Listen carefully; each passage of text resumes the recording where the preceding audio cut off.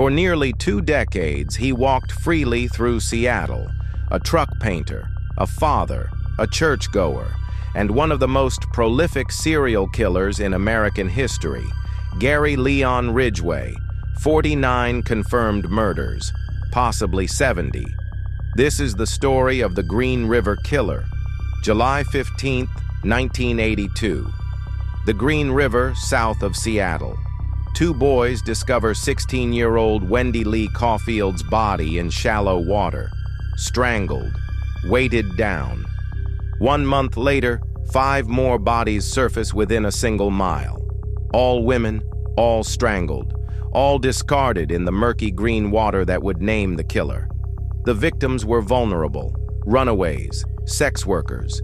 Young women's society had forgotten. Women Gary Ridgway knew no one would miss. By 1984, the body count exceeded 40. The Pacific Northwest gripped by terror, and police had nothing, just bodies, and an invisible killer. The Green River Task Force became one of America's largest serial killer investigations. Dozens of detectives, thousands of tips. They consulted Ted Bundy on death row, hoping one monster could explain another. But Ridgway was meticulous. He picked up women along Pacific Highway South, strangled them with bare hands, sometimes while his son slept nearby. He washed bodies in the river, returned to dump sites repeatedly. He was interviewed in 1983, passed a polygraph. Investigators moved on. He killed for another 15 years. To co-workers at Kenworth Truck, Gary was quiet, dependable, religious, a man who painted trucks for 32 years. To neighbors, unremarkable, the kind of person you'd forget immediately. Inside, something else lived. Ridgway hated sex workers with burning obsession. He prowled constantly, returned to corpses. His IQ measured 82. He cried discussing murders, but tears seemed practiced. By 1998, the case went cold. Families buried daughters without answers, and Ridgway lived normally. 2001. Detective Dave Reichert reopened the case using new DNA technology. Microscopic traces preserved since the 1980s. September 2001. A match.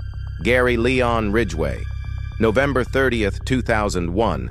19 years after the first body, detectives arrested him outside work. He looked confused, disappointed. In interrogation, his mask cracked. He confessed to 48 murders, drew maps to unknown dump sites, led them to decades-old remains. Prosecutors offered a deal: confess everything, avoid death penalty. Final count, 49 confirmed. But he couldn't remember them all, maybe 60, 70. He genuinely didn't know. In court, Ridgway sat motionless as families confronted him. No remorse, no recognition of his crimes as anything beyond routine tasks. He described strangling women like changing oil. Step 1, step 2, done. 49 consecutive life sentences. He will die in prison. The most disturbing revelation: he killed because he could, because it was easy, because no one was watching. For 19 years, he hid in plain sight. Today, Gary Ridgway is 75. He sits in Washington State Penitentiary until death. Some bodies never found, some families still searching. A haunting question remains: how many more were there? The Green River runs clear now, but for 49 victims and dozens possibly undiscovered, time stopped decades ago. In the hands of a man no one suspected. A man who looked like anyone else.